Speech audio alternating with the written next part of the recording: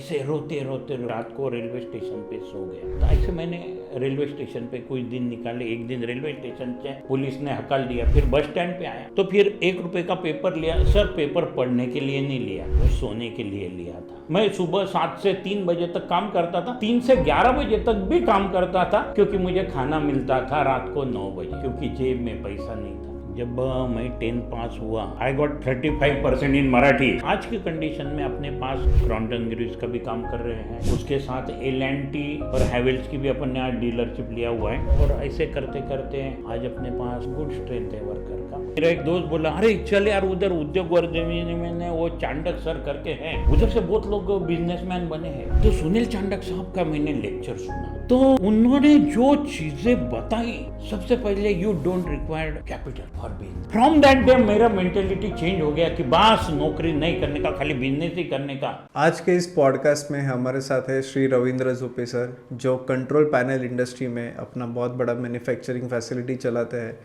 Sir का journey काफ़ी interesting है। सर का journey started with sleeping on a railway station. उन्होंने railway station and bus stop पे 2 रात गुजारी है, एंड फिर वहाँ से लेके आज इतने 4 फैक्ट्रीज उनके खुद के नाम पे है एंड इतने सारे लोगों को रोज़गार देते हैं। इस पॉडकास्ट में हमने उनकी जर्नी जाना है। हमने कंट्रोल पैनल इंडस्ट्री या मैन्युफैक्चरिंग इंडस्ट्री में कैसे आना चाहिए इसके बारे में जाना है। प्रोडक्ट सिलेक्शन कैसे करना चाहिए, B2B क्लाइंट कैसे ढूंढना चाहिए, जो एक्सपोज होते हैं उससे आपको क्या फ़ायदा होता है, फिर अलॉन्ग विद आपको एक बिज़नेस ग्रो करने के लिए क्या क्या स्ट्रैटेजीज होती है, आपको पैसा लगता है क्या मैन्युफैक्चरिंग में, वो भी हमने जाना है। सर ने विदाउट इन्वेस्टमेंट इस इंडस्ट्री में आए हैं एंड आज इतने बड़े लेवल पे उनके फैक्ट्रीज़ है, तो कैसे उन्होंने ये एस्टेब्लिश किया, इज़ मनी रियली रिक्वायर्ड, ये आज हमने जाना है। तो आज का पॉडकास्ट ज़रूर देखिए। आपको अगर मैन्युफैक्चरिंग कुछ करना है तो आपको प्रोडक्ट सिलेक्शन से लेके उस प्रोडक्ट को कैसे ग्रो करना है, कैसे मार्केट कैप्चर करना है, क्लाइंट्स मिलाने है, ये सारा नॉलेज आपको इस पॉडकास्ट में मिलेगा। Subscribe to the channel. Thank you Ravindra sir, आज के इस धंधे की बात के एपिसोड 8 में आने के लिए। आज हम बेसिकली आपका इंडस्ट्रियल जो आपने फैसिलिटी एक्सपांशन किया है, कंट्रोल पैनल इंडस्ट्री में अपना बिजनेस शुरू किया है एंड एक्सपांड किया है इतने बड़े बड़े लेवल पे, तो वो थोड़ा जानेंगे। एंड आपका जो जर्नी है वो मुझे पता है कि बहुत बेसिक लेवल से, बहुत आप पुअर बैकग्राउंड से आए हो एंड वो वहाँ से आपने शुरू किया है। तो बेसिकली आज हमें आपका इंडस्ट्री जर्नी एंड आपका पर्सनल जर्नी, ये दोनों जानना है। तो सर सबसे पहले आपने इस इंडस्ट्री में कैसे शुरुआत किया, आपका इनिशियल बैकग्राउंड से थोड़ा सा आपके बारे में बताइए। Thank you Shriram for inviting me. Basically Shriram, I am from Jalgaon, और 1989 में जब मैं 10th पास हुआ in the sense I got 35% in Marathi and तभी क्या हुआ कि जब 35% मिलने के लिए भी भगवान भगवान करना पड़ता है, तो फिर मैं भगवान को के पास गया और भगवान मेरे को पास कर दो। फिर वैसे मेरे को 35% मार्क मिले। इन 10th मुझे 57% मार्क मिले। मेरे पिताजी क्लार्क थे। हम टोटल घर में 2 भाई 1 बहन थी, और पिताजी क्लार्क बोले तो यू कैन समझ सकते हो। तो मैंने मेरे पिताजी को बोला कि मुझे इंजीनियर बनना है। आपकी इच्छाएं 2 ही लोग पूरे करते हैं, एक आपकी माताजी और आपके पिताजी। तो पिताजी ने बोला कि ठीक है बेटा, आप इंजीनियर बनाऊंगा। तो तभी डिप्लोमा को मैंने एडमिशन लिया SMIT जलगांव में। तो उसकी फीस थी, वो फीस मेरे पिताजी ने कैसे जमा किया, that I know very well. On that day I have decided कि I will be a businessman, because business में पैसा सबसे ज़्यादा है। आप नौकरी करके इतना नहीं कमा सकते हो जितना बिजनेस में। तो उसी दिन मैंने ड्रीम देखा था कि मैं बहुत बड़ा बिजनेसमैन बनूंगा, बहुत सारी मेरी कंपनीज होंगी, बहुत सारे एम्प्लॉयज़ होंगे, लोगों को मैं रोज़गार दूंगा और आलीशान कार होगी। ऐसा ड्रीम मैंने एट द एज ऑफ 16 देखा था। तो अकॉर्डिंग टू दैट हम लोग चलते गए। फिर डिप्लोमा में मैं फर्स्ट ईयर में 62%, सेकंड में 61% मिला, और डिप्लोमा के 3rd ईयर को जब मैं ये गया तो उस वक्त ना degree has more important then diploma. तो उसके लिए मैं सर के पास गया, तभी अभी ऐसे कुछ कोचिंग वीचिंग नहीं थे। तो सर को पूछा कि सर मुझे डिग्री करना है, क्या करना पड़ेगा? तो उन्होंने बोला कि प्राइवेट में अगर गए तो इतनी इतनी फीस है, और गवर्नमेंट में गए तो खाली 1000 रुपीज़ फ़ी है। ओके। तो मेरे पास पैसा तो नहीं था, मेरे पिताजी के पास भी पैसा नहीं था, और मैंने देखा था कि उन्होंने पैसा कैसा जमा किया है, कितना मेहनत और कितने कष्ट उन्होंने उठाए थे। सो आई टारगेटेड गवर्नमेंट कॉलेज। तो गवर्नमेंट कॉलेज के लिए मैं फर्स्ट डे से ट्राई किया, और उन्होंने बोला था कि अगर आपको ना 76 के ऊपर परसेंटेज मिलता है, 78 इज़ द बेस्ट, कि आपको इजीली इंजीनियरिंग कॉलेज गवर्नमेंट का मिल जाएगा। From first day of third year I have started study, and you can't believe कि थर्ड ईयर में मुझे 77.54% का मार्कशीट आज भी मेरे पास है। वाह, ग्रेट। उसके बाद ना मुझे Walchand college of engineering Sangli, government का कॉलेज है, उधर मेरी एडमिशन हुई। उसके बाद मैंने उधर BE कंप्लीट किया, नेशनल लेवल पे भी पेपर प्रेजेंटेशन और ये सब चीज़ें किया। और उसके बाद लगा कि चलो अपने को डिस्टिंक्शन मिल गया है, डिप्लोमा है, डिग्री है गवर्नमेंट से, तो बहुत अच्छा जॉब मिलेगा। बराबर। तो जॉब सर्च करने के लिए जब मार्केट में गए, ये 95 में भी वही हालत थी, इंजीनियर्स को जॉब नहीं। इंजीनियर्स को जॉब नहीं था। फिर प्लेसमेंट में ना हो, रजिस्टर करो, प्लेसमेंट वाले पैसा पहला लेते थे, तो पैसा भी भरा। फिर वहाँ से पूना में रहने के लिए मेरे पास इतने पैसे नहीं थे, आई बैक टू जलगांव। तो जलगांव आने के बाद ना मैं कभी भी ये बोलता हूँ कि आपके माँ और बाप बहुत इम्पोर्टेंट है। जब आप बेकार रहते हो तो दो लोगों को बुरा लगता है, एक आपकी माँ और आपकी एक पिताजी। तो वैसे मेरे माँ को भी लग रहा था कि इतना पढ़ा हुआ लड़का घर में है। तो व्हाट्स हैपन ना कि मेरे माँ को ना एक ही कंपनी पता थी, सीमेंस। हाँ। तो सीमेंस में क्या हुआ कि हमारे एक रिश्तेदार का लड़का उधर से ट्रेनिंग होके आया था, तो मेरे को माँ को वही पता था कि सीमेंस, वो अनपढ़ थी। अच्छा। वो बोलती थी कि तू सीमेंस में बायोडाटा डाल, सीमेंस में बायोडाटा था। एंड यू नो कि siemens is a very big giant, big group of company in the world, not in India, in the world.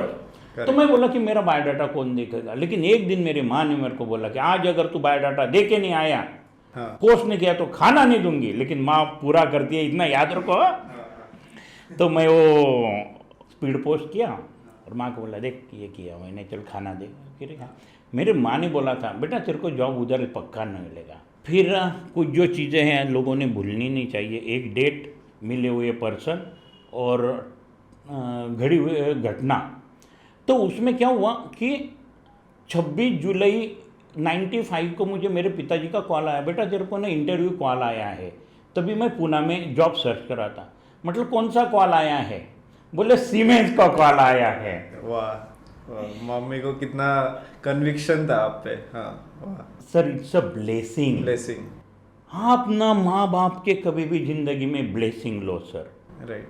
Don't hurt them, never never never. फिर उसके बाद पिताजी ने वो कॉल मुझे भेजा। मैं 27 जुलाई को नासिक आया। बस स्टैंड पे उतरा, 2 रुपये उधर सुलभ शौचालय करके हैं, 2 रुपये नहाने का, 1 रुपया टॉयलेट का। और मस्त फ्रेश हो गया, 5 बजे निकला, उधर से फ्रेश हुआ। फिर इधर स्वामी समर्थ केंद्र दिंडोरी उधर गया। मैं स्वामी समर्थ महाराज की वजह से यहाँ तक पहुँचा हूँ, और 10वीं भी मैं वहाँ से ही उनके आशीर्वाद से पास हुआ था। तो उन्होंने बोला कि उधर हमारे गुरु माउली थे अन्ना साहब, उन्होंने बोला कि तो पास हो जाएगा। See there is God, yes और no, I don't know, but अगर आपको ब्लेसिंग मिलता है तो it improve your confidence. Correct. तो उन्होंने बोला कि तुमको जॉब पक्का मिलेगा, सिलेक्शन हो जाएगा। तो वहाँ पे मेरा कॉन्फिडेंस बढ़। सही बात। फिर बाद में सीमेंस में मेरा इंटरव्यू हुआ। इंटरव्यू में उन्होंने मुझे बोला कि ओके आप सिलेक्टेड हो। मैं बोला कि ओके थैंक यू सर। फिर बाहर आया तो बाहर उन्होंने बोला, फिर मैं अपने को क्यूरियोसिटी रहता है कि अपने को सैलरी क्या रहेगा। हाँ।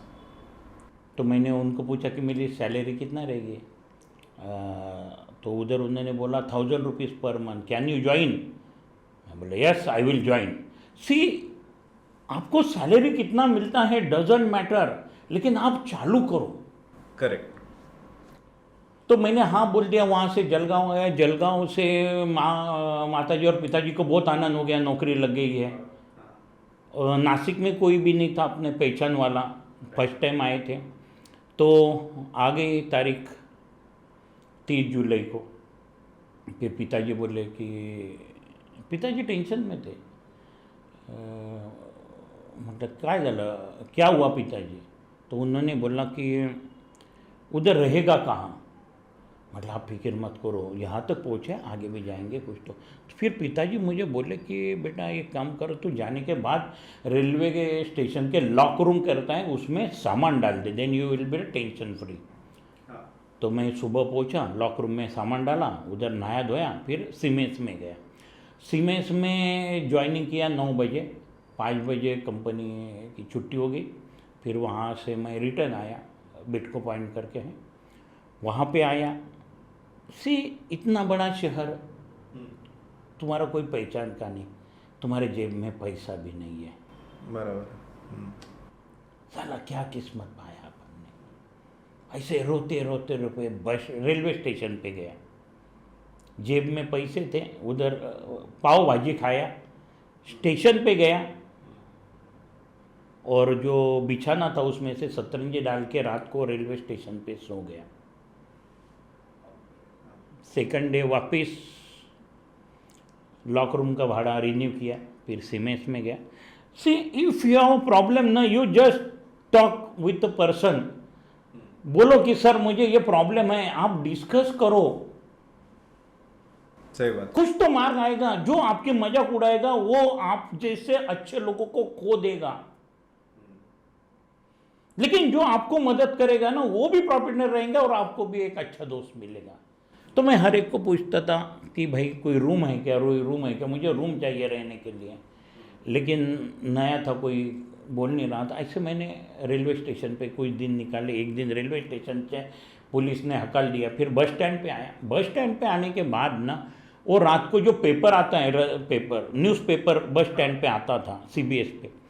तो फिर 1 रुपये का पेपर लिया। सर पेपर पढ़ने के लिए नहीं लिया, वो सोने के लिए लिया था। वो नीचे पेपर डाला, उसके ऊपर सोया, फ्रेश हुआ। दूसरे दिन सीमेंस में गया। फिर एक दोस्त था, वो ऐसा अपन पूछते, सर मुझे ये प्रॉब्लम है, प्लीज़ है क्या, है क्या? सर कभी भी जिंदगी में इफ़ यू हैव प्रॉब्लम, कभी भी ये मत करो, हिचकिचाना नहीं है, हिचकिचाना नहीं है आपको। बोलो, प्रॉब्लम सॉल्व पक्का होगा, एक तो भी अच्छा बंदा आपको मिलेगा। तो फिर एक आदमी ने बोला, अरे उधर एक रूम है, तू जाके बात कर, शायद मिल जाएगा। रात को 11 बजे मैं वो कंपनी छूटने के बाद, हाँ मैं सुबह से 9 से 3 7 से 3 बजे तक काम करता था। 3 से 11 बजे तक भी काम करता था, क्योंकि मुझे खाना मिलता था रात को 9 बजे, क्योंकि जेब में पैसा नहीं था। पिताजी भी आए थे, पिताजी ने भी रूम ढूंढने का कोशिश किया, इतने बजे इसमें कोई नहीं मिला। तो रात को 11 बजे गया और उनको दरवाज़ा ठकठकाया और उनको बोला कि मुझे रूम चाहिए, आपका ऐसा रूम है? तो बिना पहचान के तो वो नहीं है। लेकिन इफ़ यू आप कुछ मांग रहे हो ना, तो पहला ना आप में अच्छा सा प्रेजेंटेशन होना चाहिए कि really you are needy, and don't cheat him, कि आप उसको चीट मत करो। और है ना प्रॉब्लम, तो उसको बताया तो वो हैप्पी हो गया कि ठीक है, इतना मेरा भाड़ा रहेगा, इतना डिपॉजिट रहेगा। मैं बोला भाड़ा अगले महीने दूंगा, डिपॉजिट भी अगले महीने दूंगा, लेकिन मुझे आज रहने के लिए रूम चाहिए।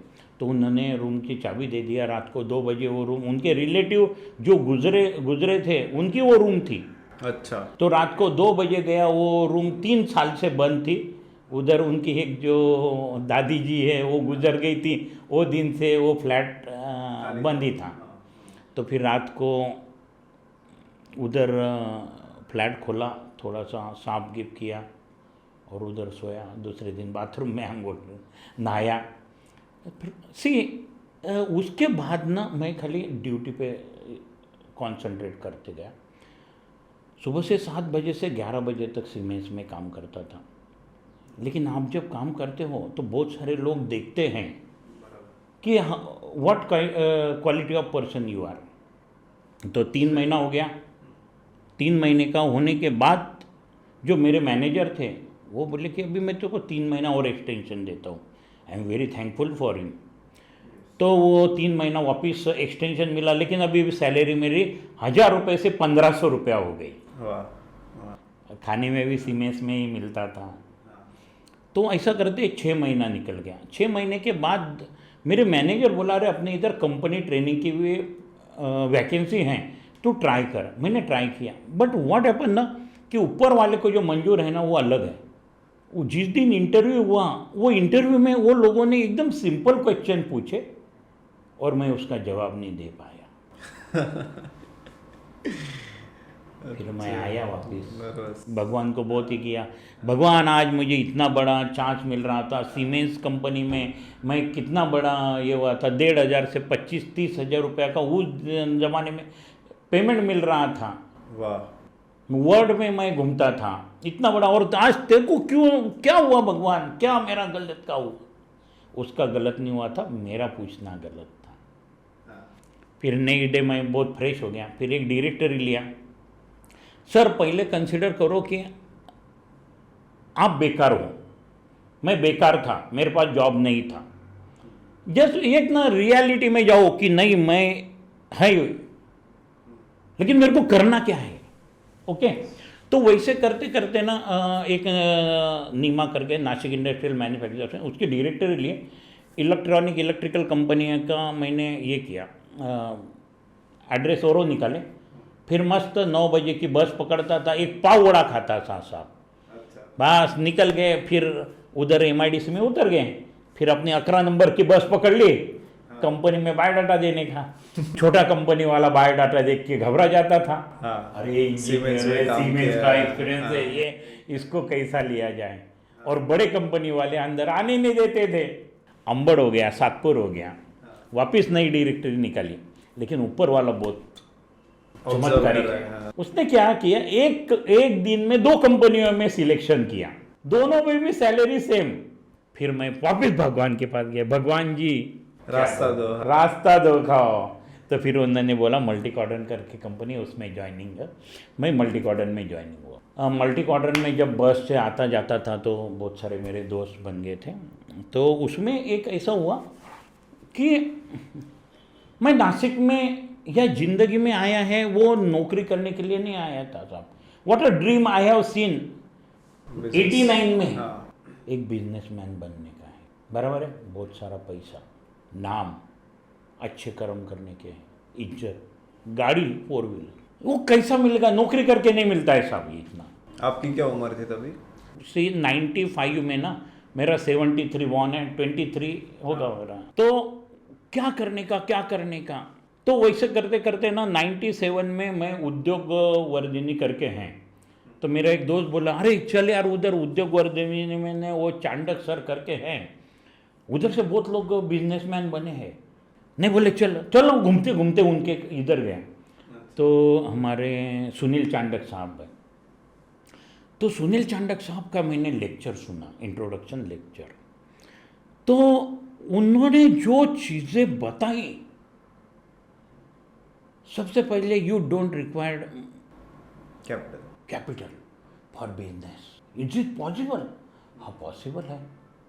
तो उनका जो 1.5 महीने का EDP एंटरप्रेन्योर डेवलपमेंट प्रोग्राम था, वो ज्वाइनिंग करने का था। सैटरडे संडे था, तो सैटरडे तो मेरा वीकली ऑफ ही था और संडे को मेरे को छुट्टी लेने का था।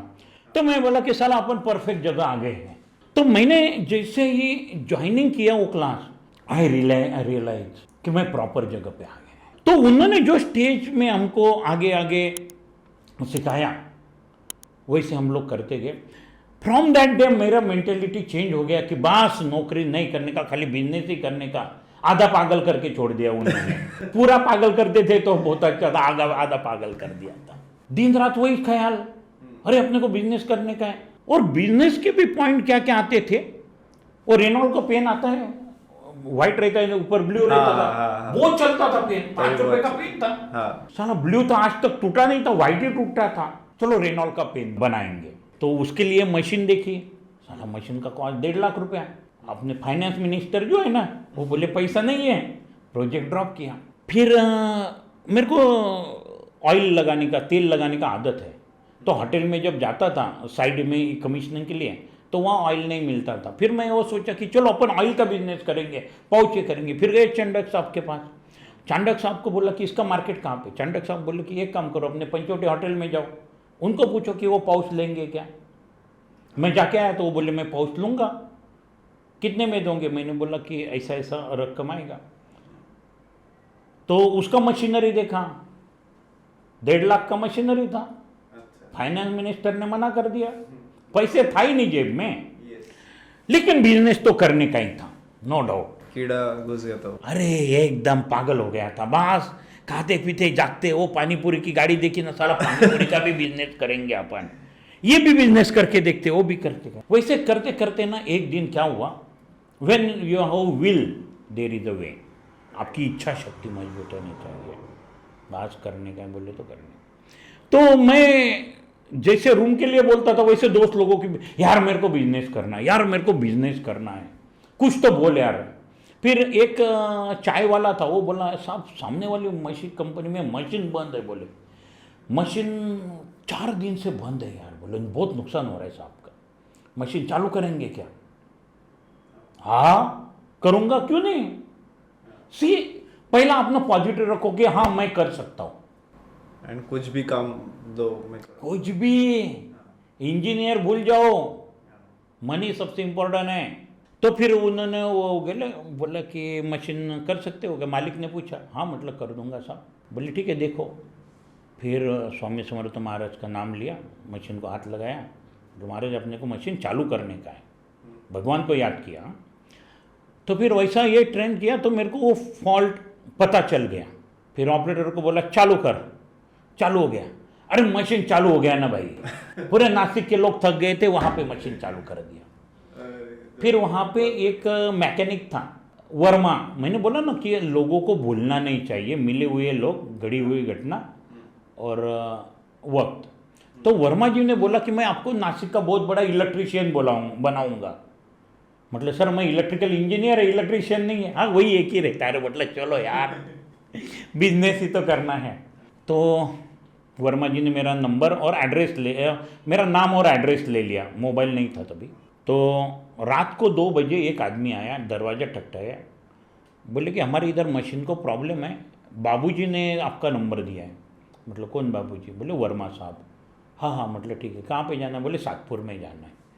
रात को 2 बजे की बात है। मतलब चलो जाएंगे अपन, क्या है अकेला आदमी क्या है। तो गया उधर, वो मशीन देखा, श्वेता प्रिंट पैक करके है, आज उनके 13-14 फैक्ट्री नासिक में आज है। तो उधर गया तो वर्मा जी भी वहाँ थे। तो मशीन को क्या प्रॉब्लम था वो पूछा, फिर मेरे ध्यान में आ गया। फिर वो मशीन चालू किया। वो मालिक बहुत खुश हो गया, अविनाश गुगे करके, श्वेता प्रिंट पैक करके। तो वो बहुत खुश हो गया। वो बोले कि झोपे साहब एक काम करो, बोले तुम एनुअल कॉन्ट्रैक्ट करो। बोले मतलब एनुअल कॉन्ट्रैक्ट ये क्या रहता है। बोले महीने में एक बार मेंटेनेंस करने का, बीच में कोई भी प्रॉब्लम आया बोले तो वो उसमें ही करने का। मतलब चलेगा साहब, कितना पैसा देंगे। बोले 600 रुपया दूंगा। मतलब चलेगा साहब, ओके। फिर वैसे करते एक बार आर्टिलरी सेंटर गया। आर्टिलरी सेंटर में जाने के बाद उधर भी मशीन का प्रॉब्लम था, प्रॉब्लम सॉल्व किया। लेकिन इस बार मैंने उनको बोला कि आपने एनुअल कॉन्ट्रैक्ट कर लो, ये तो मैं चांडक साहब से सीख के ही आया था। तो वो लोगों ने एग्रीमेंट बनाया। तो कितना हो गया, 800 और 600 1400 हो गया। वो फिक्स रिकरिंग इनकम शुरू हो गया। नौकरी का पेमेंट चालू है। यस बराबर है। फिर क्या होता था कि 11 नंबर की जो गाड़ी है ना, वो ज़्यादा चल नहीं पाती थी। तो फिर मैंने क्या किया, मैंने लिया 2 wheeler Bajaj 4H champion. Okay, 1100 रुपया उसका हफ्ता, और वो बचे हुए 300 रुपये का पेट्रोल। इसको बोलते हैं झंडे पे पंढरपुर। ओके, तो वैसा अपना बिजनेस चालू गया। फिर क्या किया था, ये जो चांडक साहब ने आधा पागल किया था ना, तो वही दिमाग में चलते रहता था, क्या करने का, क्या करने का, कैसा आगे बढ़ाने का। वो डायरेक्टर जिसके लिए जॉब के लिए अपन ढूंढ रहे थे ना, वो डायरेक्टर लिया, अभी ऑफसेट मशीन को उसके पास है, वो लिस्ट निकाला गाड़ी पे जाने का, और वो मशीन वाले को बोलने का भाई ऐसा ऐसा है। वैसे अपन ने सब मेंटेनेंस किए थे। 97 में अपन ने Shri Ganesh industrial control company चालू किया। आपने फिर वो कैसे क्या डिसाइड किया कि ये प्रोडक्ट में जाना चाहिए? Without investment full profit, machine भी उसका, ऊपर से पैसा भी दे रहा है, विदाउट इन्वेस्टमेंट फुल प्रॉफिट। तो इसके लिए ना सर वो रिकरिंग इनकम चालू हो गया। ओके, वो इनकम चालू हो गया है तो अभी जाना ये ऑफसेट मशीन भी चालू हो गया। और प्यार से बोलने का, भाई मुझे और 2 कंपनी का रेफरेंस दो, सिर्फ प्यार से बात करो यार, तुम हर कोई मदद करेगा। तो वैसे करते करते पूरा नासिक में मेरे ना मेंटेनेंस चालू हो गया। फिर आई बारी न्यूज़पेपर की। अपन ने न्यूज़पेपर कहाँ पे लिया था पहला? रेलवे स्टेशन पे, सोने बस के लिए। स्टैंड पे हाँ, सोने बस स्टैंड के पे लिए। सोने के लिए, हाँ। तो फिर बस स्टैंड, वो जो बस स्टैंड पे पेपर लिया था वो भी एक बहुत बड़ा मार्केट था, अच्छा, हाँ, प्रिंटिंग प्रेस। प्रिंटिंग प्रेस से रिलेटेड। फिर वो भी नासिक के पूरे प्रिंटिंग प्रेस जो थे पेपर, वो भी अपन ने कवर कर ले। उस दिन मेरी मजबूरी थी, लेकिन हाँ। वो कन्वर्ट कैसा करने का है, अपॉर्चुनिटी आपके लिए बने। ऐसे करते करते 97 में मेरा सैलरी भी चालू था, गरवारे में मैं लगा था। मेरा सैलरी था 5,500 रुपया, और जो सो कॉल्ड साइड इनकम वो था 1,00,000 रुपया 1 lakh monthly monthly, annual contract से आप। 97 के टाइम पे? वाह वाह। देन मैंने क्या किया, 2000 में जॉब छोड़ दिया और फुल्ली बिजनेस पे कंसंट्रेट किया। बिजनेस में कंसंट्रेट किया तो वो मेंटेनेंस वाला फील्ड है, वो हर कोई तो डेली मशीन नहीं बंद रहती है, तो फिर बैठा रहता था। फिर अविनाश गुगे साहब मुझे बोले, एक काम कर, तू एक ना गाड़ा ले ले, एक छोटा सा कहीं पे तो बैठने के लिए जगह ले ले MIDC में, और एक आदमी रख। तो उनका मैं सुना, से कोई तो आपको होना चाहिए कि जो गाइडेंस भी कर पाए। तो मैं उनका गाइडेंस से एक यूनिट लिया भाड़े से, और वहाँ पे एक आदमी रखा। तो वो हिसाब से ना हम लोग दिन में बैठे रहते थे, क्या करने का। देन मेरे दिमाग में आया कि क्यों ना हम लोग ना पुरानी मशीनरी लोगों का पैनल्स लेके उनको नया टेक्नोलॉजी में कन्वर्ट करें। हम लोग जो ये जो रहते हैं डांबर खड़ी रास्ते बनाने वाले, उनके प्लांट ना जो पुराने थे क्रशर पैनल, तो वो हम लोग लेके आते थे पैनल्स, उसको पाउडर कोटिंग भी उधर ही करते थे, पेंटिंग करते थे, रीवायरिंग करके नया टेक्नोलॉजी के साथ चालू करते थे। ऐसा अपन ने पैनल मैन्युफैक्चरिंग में भी काम चालू किया। अच्छा। देन व्हाट्स हैपन कि इन 2003 सी बोलते जाओ कि आपको क्या करना है, तो फिर यार मेरे को ना और कुछ तो करना है, और कुछ तो करना है। ऐसे करते करते 2003 में क्रॉन्टन ग्रीव्स ने आउटसोर्सिंग करने का सोचा, तो एक आदमी ने मेरा नाम रिकमेंड किया। फिर मैं जाके आया, बहुत बड़े पैनल देखा तो बोले, ये पैनल करेंगे क्या? मैं बोला हाँ, अपन आज तक तो ना किसको बोला ही नहीं है। हाँ बोला। फिर वो पैनल का उन्होंने सैंपल भेजा, वो सैंपल का भेजा, मैं और मेरी मिसेस बच्चा सोने के बाद रात को 4 बजे तक वो वायर काटते थे। फिर मैं शॉप पे लेके जाता था, मेरा जो रखा हुआ आदमी था, बंदा था, तो वो उसका बंच बना के हम लोग क्रॉन्टन को सप्लाई करता था।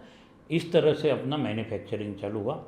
2003 में अपन ने पहला यूनिट लिया था, 2005 में सेकंड लिया, 2007 में थर्ड लिया, एंड 2010 में जस्ट एग्जिस्टिंग जो है बड़ा वाला वो लिया।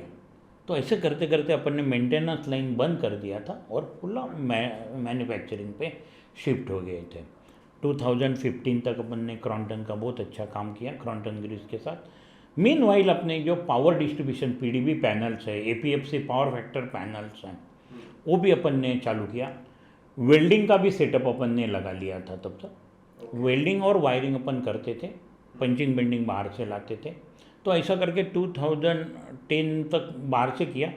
2015 में अपने खुद का नया प्लांट में पाउडर कोटिंग भी चालू किया, welding powder coating in house किया, वायरिंग भी इन हाउस किया। तो ऐसा करते करते अपन आगे निकल गए। आज की कंडीशन में अपने पास 6 किलोवाट का लेज़र कटिंग मशीन भी है, वो 30 mm तक लोखंड और स्टेनलेस स्टील कट करता है। CNC आमड़ा पंचिंग मशीन भी है, जापानीज मशीन है वो। बेंडिंग मशीन है, 4 मीटर वाला बेंडिंग मशीन है। पाउडर कोटिंग भी इन हाउस है, वायरिंग भी इन हाउस है, सब अंडर वन रूफ है। और हम लोग गूगल में भी बहुत बड़े हैं, इसके ऊपर लिस्टिंग भी है, क्रॉम्पटन ग्रीव्स का भी काम कर रहे हैं।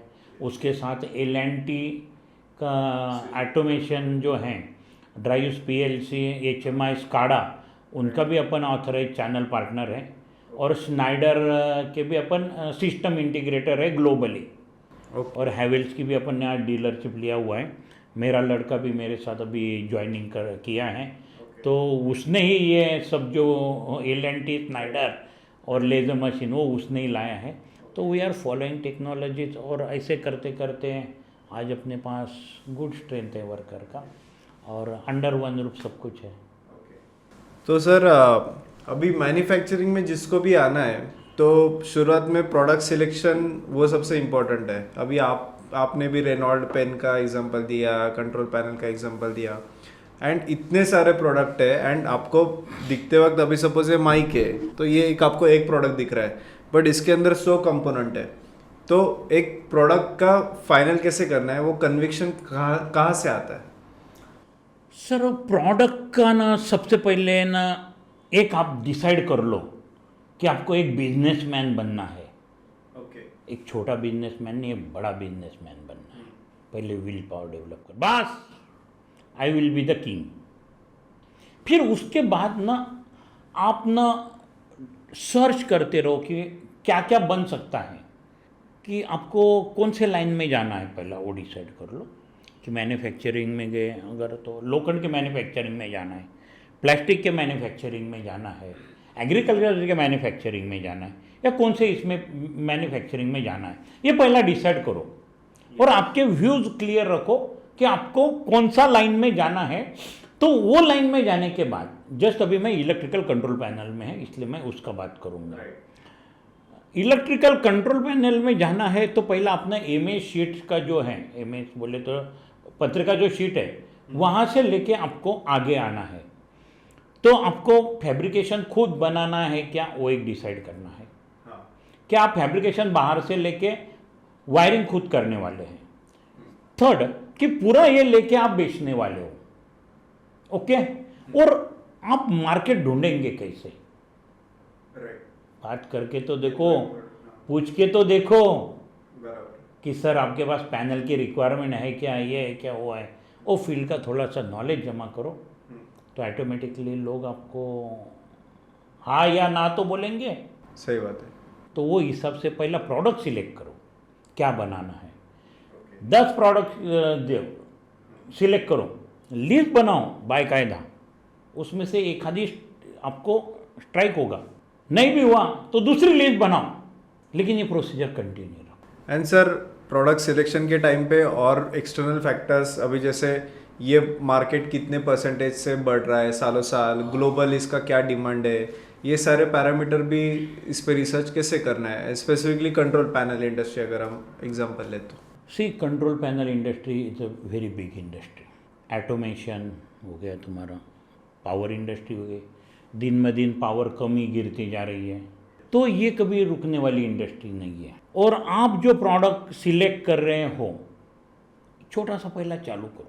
चालू करने के बाद ना लोकल मार्केट में सी देयर आर 2 ऑप्शन, कि आप B2B में जाओ या B2C में जाओ। तो B2B में भी गए तो भी आपके जो कस्टमर्स हैं, अगर पकड़ लो क्रॉम्पटन ग्रीव्स हो गया, स्नाइडर हो गया, L&T हो गया, CG लूसी हो गया, हैवेल्स हो गया, L&T व्हाटएवर इट में भी, तो उनके आप कर पाते हैं क्या, वो देखो। उधर कुछ आपकी लिंक लगती है क्या, वो देखो। फिर वो जो प्रोडक्ट है आप बनाने लगेंगे, अगर आप L&T के लिए बना के लग रहे हैं तो स्नाइडर भी लेगा आपसे, वही सीमेंस भी लेगा, ओके। लेकिन आप प्रोडक्ट पहला अच्छा चॉइस करो। और वो प्रोडक्ट अगर आप B2C में जाते हो तो उसके लिए पहला ना लोकल पे कॉन्सेंट्रेट करो कि लोकल मार्केट में मुझे कैसा जाएगा। आप उसके बाद ना स्टेट लेवल पे, इंडिया लेवल पे, और आपकी सोच ग्लोबल लेवल पे होनी चाहिए। करेक्ट। तो ही आप टिक पाएंगे। लेकिन आपके पास रोड मैप होना चाहिए कि अप टू 1 ईयर में मेरे लोकल इधर मैं करने का ट्राई करूँगा। लेकिन ये आप खुद जाएंगे तभी होगा, तब तक नहीं होगा। और सेकंड थिंग है कि आपने जो प्रोडक्ट बना रहे हैं लोकली तो आप डोर टू डोर जाएंगे, लेकिन ये दुनिया में सबसे बड़ा एक बाबा है, बाबा बहुत बड़ा बाबा है वो, गूगल बाबा। तो आपका वेबसाइट प्रॉपर करो, गूगल पे डालो, और गूगल पे ना मार्केटिंग, पेड मार्केटिंग मत करो, आप ना उसका जो ऑथेंटिक, जेन्यून ऑथेंटिक जितना रख सकते हाँ उतना रखो। हाँ। और गूगल से मार्केटिंग करो ताकि जब सर्च करेंगे, हाँ। आज आप भी अगर सर्च कर रहे हैं इलेक्ट्रिकल कंट्रोल पैनल मैन्युफैक्चरर इन नासिक, तो आपको श्री गणेश इंडस्ट्रियल कंट्रोल ही दिखेगा। तो आप वो हिसाब से धीरे धीरे स्टेट लेवल जाएंगे, फिर इंडिया लेवल जाएंगे, फिर ग्लोबली जा सकते हैं। तो वो हिसाब से आपका वो प्रोडक्ट सिलेक्शन करके मैन्युफैक्चरिंग करना है। एंड सर मैन्युफैक्चरिंग में अभी जो भी लोग आते हैं तो सबसे पहले वो ऐसे कंपोनेंट पे सोचते हैं कि कॉस्ट कम होना चाहिए, और तो ऐसे क्या क्या, अभी आई एम श्योर कि वो गलत भी है, पर अगर आप क्वालिटी दे रहे हो, अच्छे रॉ मटेरियल पे काम कर रहे हो, प्रोसेस पे फोकस कर रहे हो, तो ऐसे क्या क्या कंपोनेंट है एंड ऐसे क्या क्या चीज़ें हैं कि जिससे आपका प्रोडक्ट स्टैंड आउट होता है, आपको B2B मार्केट मिलता है। एंड सेकेंड इज़ कि सर चाइना का जो एक कॉम्पिटिटिव एडवांटेज है, वह कंपटीशन है, तो इसमें भी हम कैसे बाहर आ सकते हैं, दोनों का अब कंबाइन। आज के ज़माने में कॉस्ट तो कम देनी ही पड़ेगी, विदाउट क्वालिटी आपको कोई खड़ा नहीं कर पाएगा। आपको रेट भी कम देना है और क्वालिटी भी देनी है, और ये कैसे ही आप अचीव कर पाएंगे, उसके लिए सोचना है। सबसे पहले वो product in built in house manufacture होना चाहिए। अगर कोई मेरे से लेता है तो मैं मेरा कुछ तो मार्जिन रखूँगा, भले कम रखूँगा। अगर 20% मार्जिन है तो 10% मैं रखूँगा, 10% आपको दूंगा। लेकिन अगर मैं मार्केट में डालता है तो मैं 10% पे मार्केट में डालूंगा। तो इसलिए ना आपको ना प्राइस पे कॉन्सेंट्रेट करना है, ओवरहेड घटाना है। वर्टिकल इंटीग्रेशन जितना करोगे। स्टार्टिंग में मेंटेनेंस मैंने मेरे खुद के हाथों से किया हुआ है। See this is due to only oil. ये ऑयल और ये जो ग्रीस है ना, ये इधर ऐसा, ये जो है ना हेलमेट लगे, वो उसके वजह से हुआ है। पहला आप ना जब तक बिजनेस सेट नहीं होता है तो खुद पहला उसमें ध्यान दो, खुद बनाओ ना। दूसरी जगह नौकरी करने से अच्छा खुद की कंपनी में नौकरी करो, एक आदमी साथ में रखो, वो आदमी नहीं भी बैठ पाएगा और तुम भी साथ में किया, ऑटोमेटिकली आपकी प्रोडक्शन कॉस्ट कम हो जाएगी, क्वालिटी तो आपको देना ही है। तो वो हिसाब से आप वो जाएंगे तो ऑटोमेटिकली आपकी कॉस्ट कम हो जाएगी। और जब आप फुल टाइम अगर वो बिजनेस में नौकरी की तरह कंसिडर करते हो, 9 से 6 बजे तक अगर नौकरी रहती है तुम्हारी, तो मैं बोलूँगा खुद का बिजनेस है ना, तो सुबह के 8 बजे से रात के 10 बजे तक काम करो स्टार्टिंग में। जब वो सेटल हो जाएगा तो भी अपन देखेंगे कैसा करना है।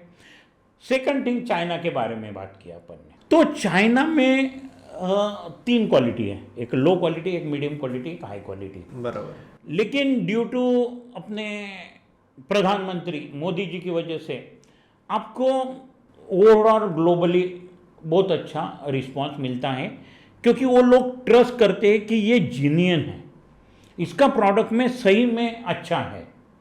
और वो ना आप क्वालिटी भी प्रूव करो, पैसा आपको आ जाएगा। चाइना का मार्केट आप बाहर इजीली तोड़ सकते, इजीली नहीं बोलूँगा, तोड़ सकते हो, लेकिन उसके लिए ना क्वालिटी आपको देना ही है और पेमेंट भी क्वालिटी विथ रेट आपको ये करना है। लेकिन चाइना चाइना चाइना बहुत हो गया साहब। अभी लोग बोलते हैं 2 पैसा ज़्यादा दो यार, लेकिन चाइना से छुटकारा मिला। ये सिचुएशन कोरोना के बाद आई हुई है, मैं कोरोना के पहले की बात नहीं करूँगा, कोरोना के बाद।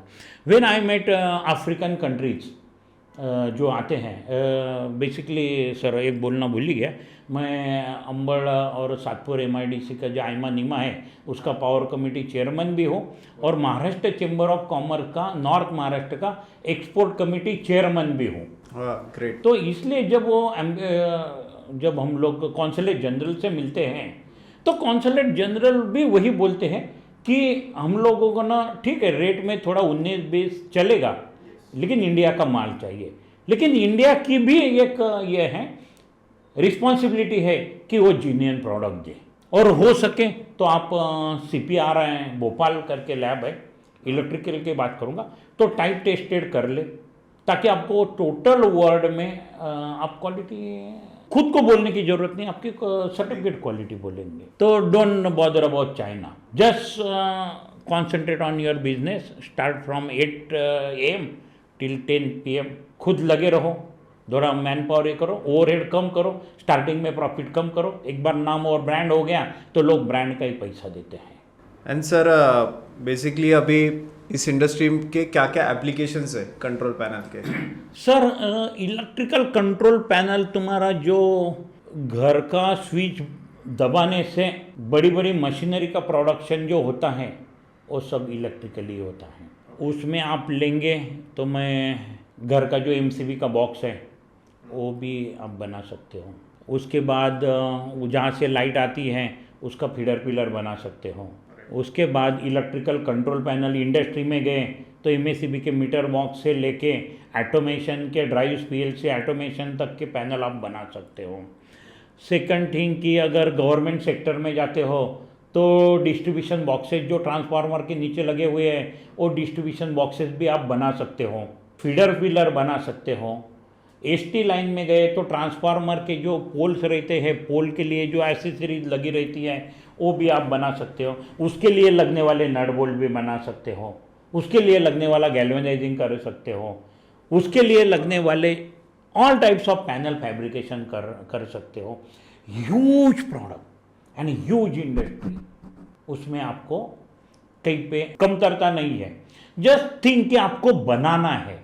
और इंडिया में अगर देखा जाए तो आपकी कंपटीशन रहेगी दिल्ली से रहेगी, लेकिन लोगों को पता है कि दिल्ली और अदर देन दिल्ली का जो प्रोडक्ट है उसमें क्या फ़र्क है। मैं ऐसे नहीं बोलूँगा, लेकिन क्वालिटी एंड रेट्स में फ़र्क है ही। राइट।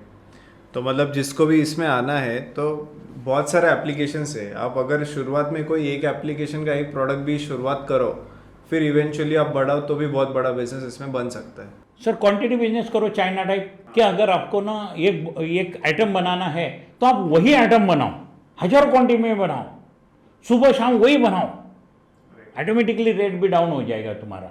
और क्वांटिटी में वो प्रोडक्ट देने लगेंगे ना तो लोग ऑटोमेटिक लगेंगे।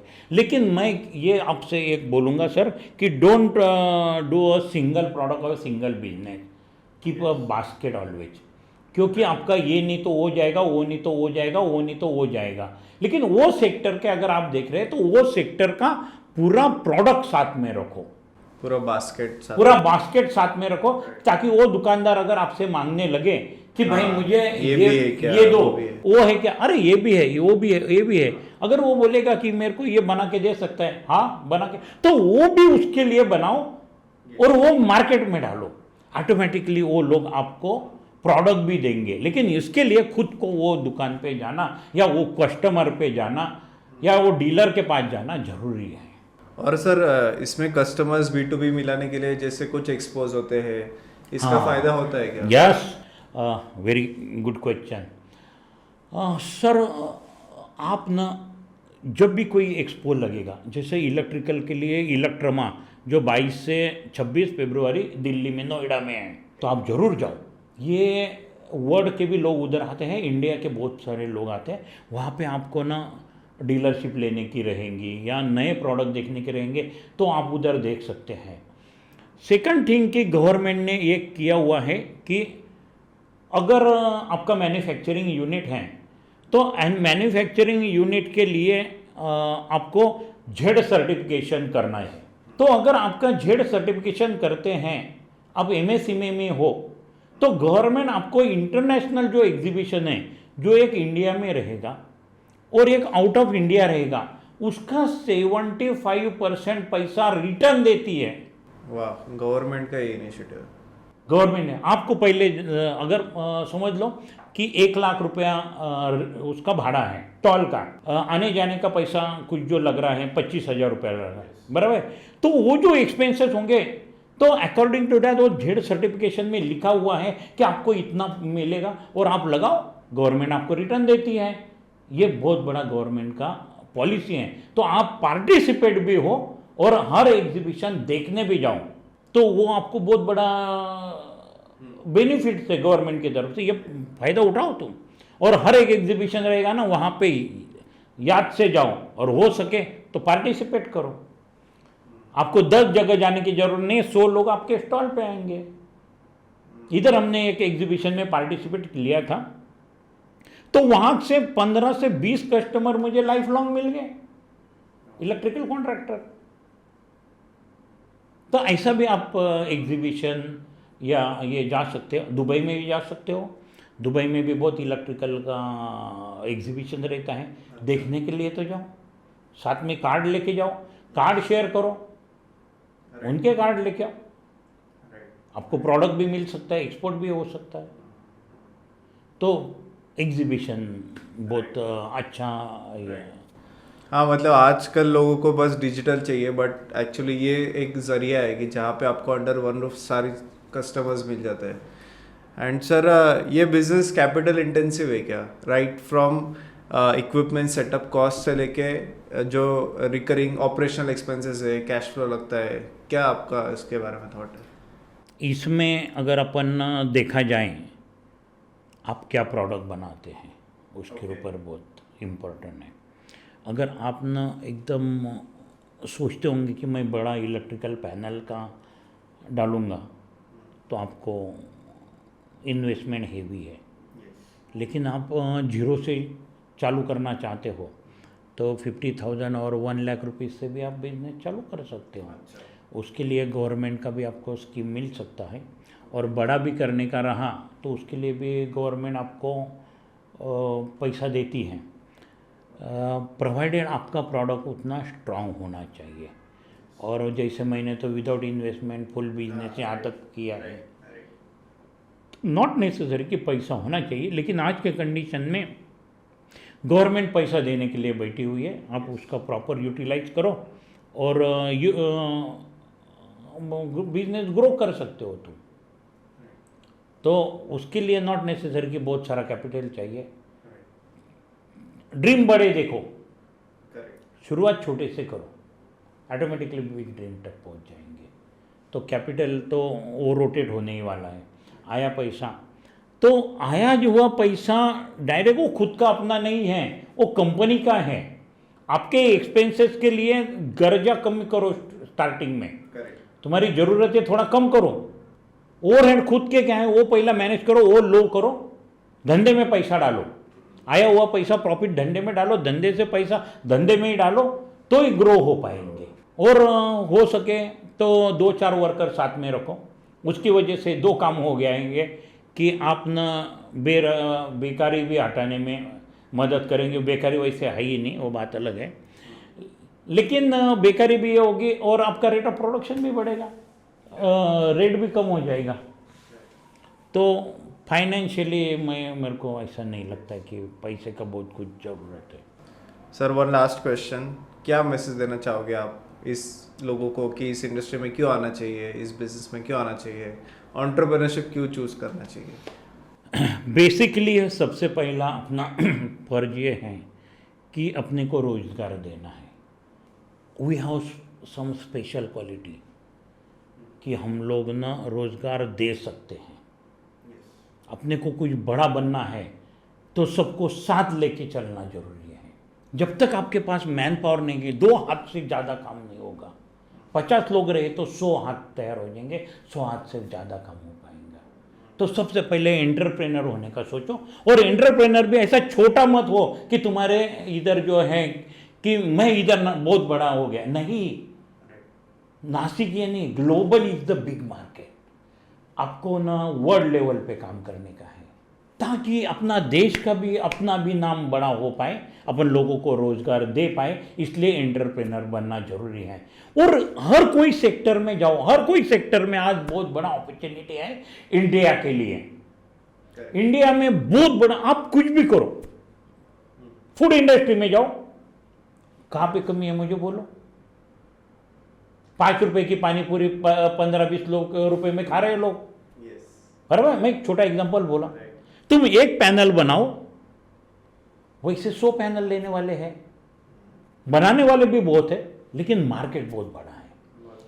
और आप ना खाली ना क्वालिटी पे कॉन्सेंट्रेट करो, क्वालिटी का क्यों ध्यान में याद रखने का, और कॉस्टिंग का भी सी याद रखने का। तो वो हिसाब से तुम local level plus international level पे आपको प्रोडक्ट ना सर इंटरनेशनली सेल करना है। ये आज से ध्यान में रखो बिजनेस चालू वर्क करते वक्त कि मैं 5 साल बाद मेरा इतना कंट्रियों में एक्सपोर्ट होगा। ये आज अगर आप ध्यान में रखेंगे तो 5 नहीं 6 साल बाद आप डेफिनेटली ये करेंगे, एक्सपोर्ट कर पाएंगे। और इसके साथ अपने को लोगों को साथ में लेके चलना है। प्रोडक्ट आज चूज करने में 2 से 4 महीने जाएंगे, लेकिन एक बार प्रोडक्ट चालू हो गया तो उसको प्रॉफिट में लाना ही है, आपको कोई ऑप्शन है ही नहीं। ऐसा सोच के चलना है, डटे रहना है, क्योंकि आपने अगर नहीं किया तो पीछे वाला कोई है ना वो करने वाला है। तो वो पीछे वाला क्यों करे, मैं ही करूंगा ना, मैं भी आगे जाऊंगा, मुझे भी आगे जाना है और मुझे भी बहुत बड़ा बिजनेसमैन बनना है। और definitely everyone has the capability कि वो कर सकता है, लेकिन उसने सोच बड़ी रखनी चाहिए। तुम अगर सोच बड़ी रखते हो तो ही आप बढ़ पाओगे। अगर आपने छोटी सोच रही तो कभी जिंदगी में आगे जाना। तो ये बहुत सारी चीजें हैं, depend upon thinking. Think positive, बहुत पॉजिटिव सोचो, बहुत बड़ा सोचो। जिंदगी में एक दिन आप ना बहुत बड़े इंसान बनने वाले। ये इसलिए आपने ये अभी अपन जो बातचीत कर रहे हैं ये सुनने वाले भी आगे जाने वाले हैं। करेक्ट, क्योंकि हर कोई नहीं सुन रहा है ये बात। बराबर, जिनको आगे जाने का है वही सुन रहे हैं और वही लोग आगे जाएंगे। और इसमें से ना 50 नहीं 90% लोग जिंदगी में सक्सेस होंगे, ये मेरा कॉन्फिडेंस है। Great great, thank you sir, आपने आज बहुत अच्छा गाइडेंस किया।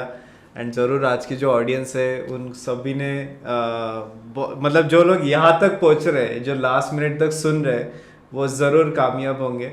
एंड आपके इस गाइडेंस का हमेशा आपको भी ध्यान रखेंगे। आपने जैसे बोला कि लोगों को नहीं भूलना है, तो आपको भी लोग नहीं भूलेंगे। So thank you sir, thank you so much. Thank you. Thank you.